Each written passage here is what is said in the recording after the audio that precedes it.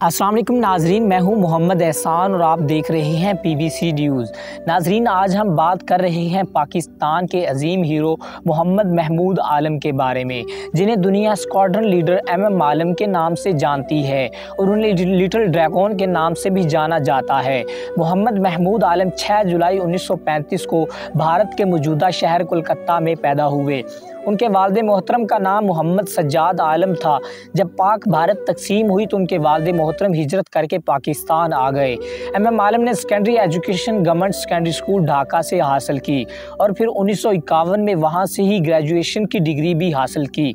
उन्होंने 1952 में एयरफोर्स में शमूलियत अख्तियार की और 1953 को उन्होंने कमीशन भी हासिल किया। दिन हो या रात, हवा बाजी और वतन की खिदमत ही उनकी वाहिद धुन थी जो MM आलम के जहन पर हर वक्त सवार रहती थी। वतन की मोहब्बत इतनी गालिब थी कि शादी भी ना कर पाए। उन्होंने अपने करियर में पाक फ़िज़ाइया के बहुत से कोर्सेज़ किए और मुख्तलिफ आला ओहदों पर भी फाइज रहे। MM आलम ने पाकिस्तान एयरफोर्स में मुख्तलिफ पोजीशंस पर खिदमात सर अंजाम दी। MM आलम पाकिस्तान एयरफोर्स में squadron leader, instructor, director operation और assistant chief of air staff जैसे ओहदों पर फाइज रहे।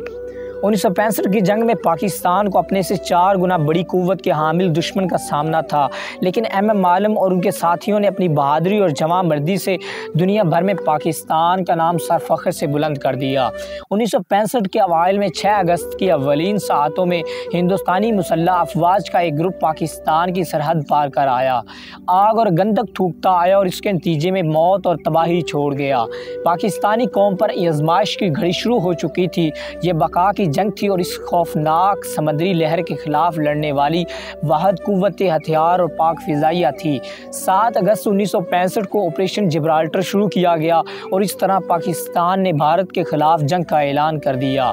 पाकिस्तान एयरफोर्स ने पहली बार 1 सितंबर को फतह का मज़ा चखा जब 2 JF-86 सैबर्स ने दुश्मन के 4 तैयारों को मार गिराया, जिससे हिंदुस्तानी फ़िज़ाइया के दिलों में खौफ पैदा हो गया।